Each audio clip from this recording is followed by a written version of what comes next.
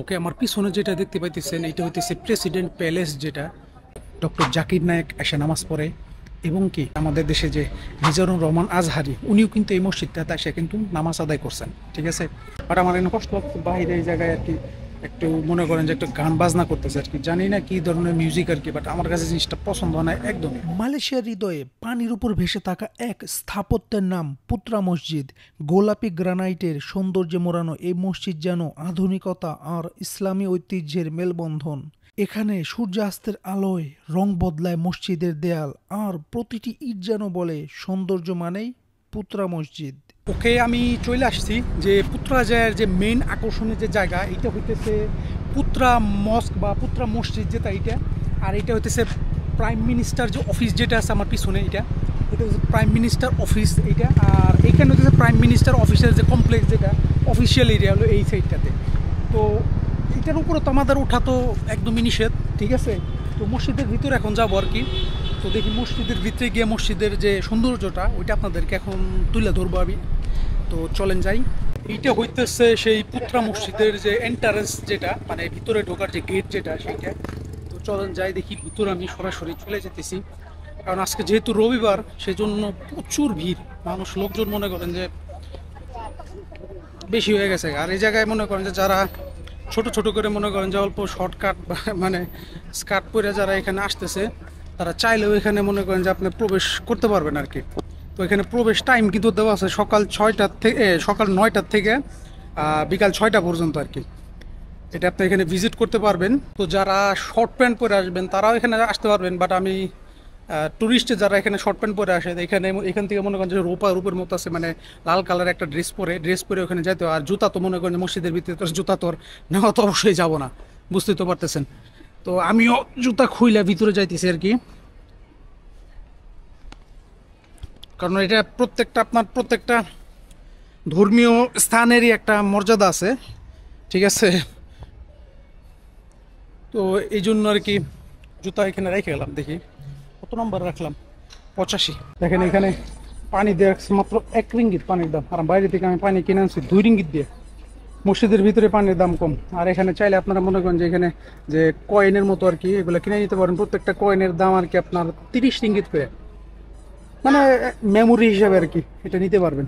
আর এই মসজিদটা আর কি তৈরি করতে টোটাল 2 বছর সময় লাগছে আর কি। এখানে যে দেখেন মসজিদ তৈরির যে ইতিহাসটা এখানে দেওয়া আছে, কিভাবে কনস্ট্রাকশন হয়েছে, কবে হয়েছে, সবগুলো আর কি।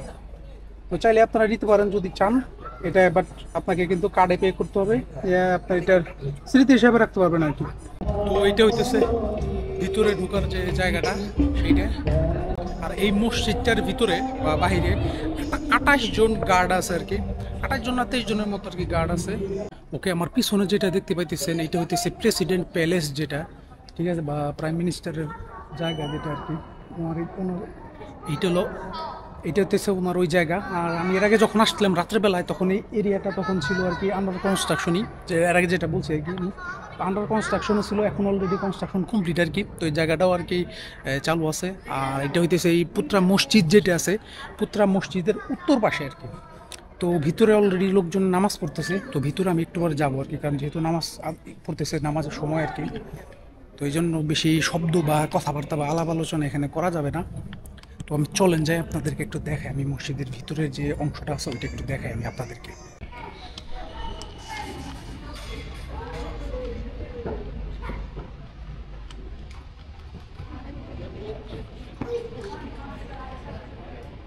এইটা হইতেছে আপনার মসজিদের ভিতরের অংশ আর কি। আমি আস্তে আস্তে কথা বলতেছি কারণ সামনে লোকজন নামাজ পড়তেছে আর কি, হয়তো নফল নামাজ পড়তেছে।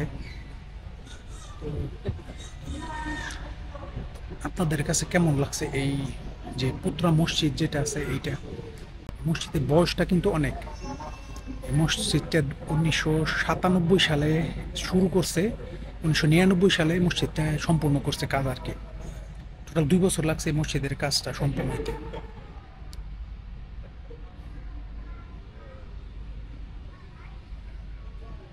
আর এই মসজিদের যে নর্মালি যে মসজিদে কিন্তু আপনার ডক্টর জাকির নায়েক এসে নামাজ পড়ে।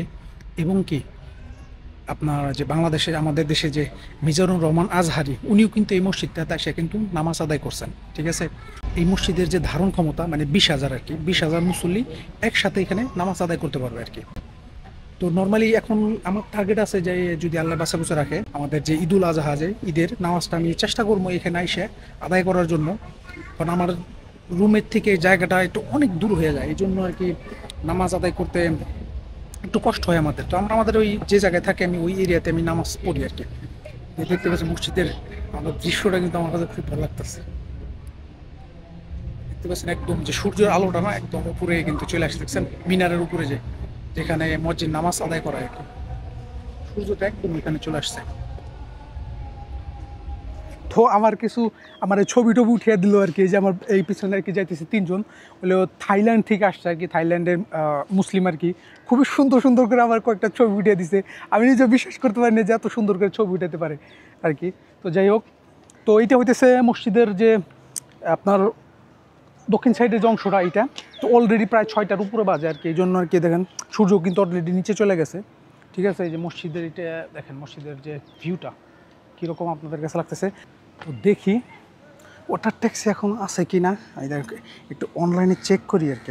আমি ওয়াটার ট্যাক্সিতে যাইতে চাইছিলাম, কিন্তু দেখেন 6টা 15 হইতেছে লাস্ট পিক আপ টাইম আর কি। তো অলরেডি 6টা 40 বেজে গেছে।